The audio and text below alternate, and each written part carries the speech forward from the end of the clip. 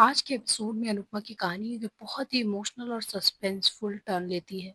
Episode की शुरुआत में एक ऐसा मोमेंट आता है जहां अनुपमा जया के ना मिलने पर बहुत परेशान है। सबसे बड़ा शॉक तब लगता है जब जया सबके ढूंढने पर भी नहीं मिलती। अनुपमा टूट सी जाती है क्योंकि एक माँ के लिए अपनी बेटी का अचानक गायब हो जाना सबसे बड़ा डर होता है। हर किसी के चेहरे पर डर और चिंता क्लियरली नजर आती है।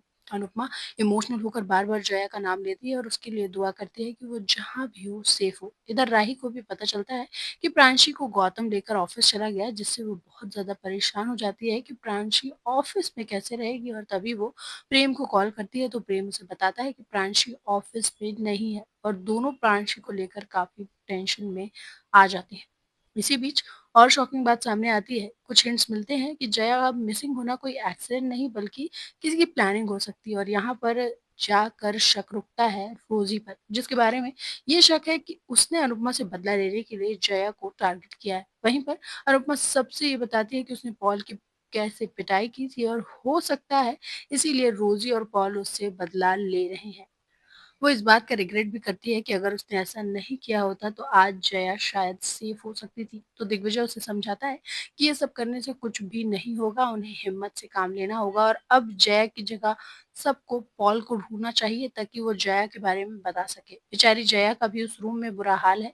वो रो रो कर अपनी अनु माँ को आवाज लगाती है, लेकिन क्या फायदा। राही का भी बुरा हाल है क्योंकि वो परेशान है प्रांशी के ना मिलने पर। तभी प्रेम वहाँ आ जाता है और बताता है कि गौतम मीटिंग में था इसलिए उससे बात नहीं हो पाई है। और अचानक एक कॉल आता है जो कि प्रांशी से रिलेटेड ही होता है।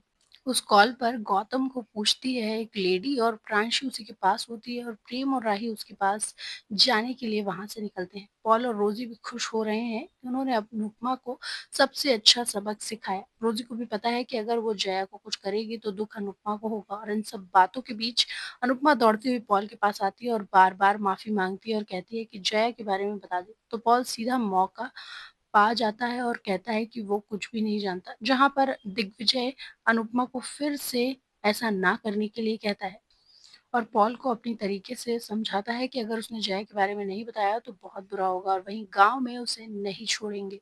पॉल और रोज़ी के चेहरे पर डर तो है, लेकिन उन्होंने अपनी ज़ुबान अभी तक नहीं खोली। जया भी बार-बार खुद को वहाँ से निकालने की कोशिश करती है, पर वो हार कर बेहोश हो जाती है। इधर दिग्विजय बार-बार पॉल को गाँव वालों के नाम पर डराने की कोशिश करता है, पर फिर भी पॉल मुकर जाता है। और लेकिन रोज़ी के चेहरे पर थोड़ा डर दिखाई देता है, तो अनुपमा भी बार-बार जया की तबीयत के बारे में और पुलिस केस का बोलकर उसे और डराती है। फिर दोनों वहाँ से बचकर निकल जाते हैं। दूसरी तरफ राही और प्रेम एक डे केयर में जाते हैं, जहाँ पर गौतम प्रांशी को छोड़कर गया था। डे केयर की लेडी बताती है कि गौतम जबरदस्ती प्रांशी को वहाँ पर छोड़कर चला जाता है और वो लेडी बच्ची को दूध पिलाती है, जिससे उसे एलर्जी होती है।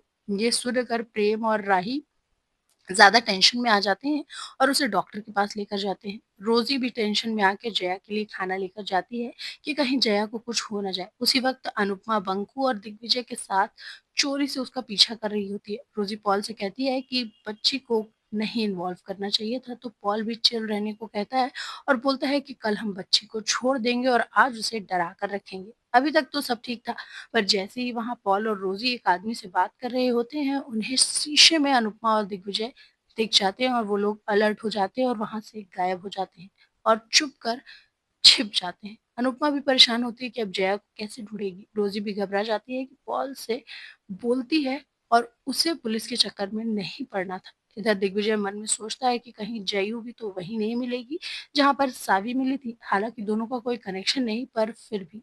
और ये सोचता है कि क्या अनुपमा उस पर ट्रस्ट करेगी। तभी जया का पेंसिल बॉक्स अनुपमा को दिख जाता है और अब अनुपमा को भी भरोसा है कि जयू यहीं कहीं है। तभी दिग्विजय अनुपमा से सावी के बारे में बताता है और पूछता है कि क्या अनुपमा उस पर ट्रस्ट करे। अनुपमा तुरंत राजी हो जाती है और उसके साथ चली जाती है। इधर राही और प्रेम भी प्रांशी को लेकर परेशान है।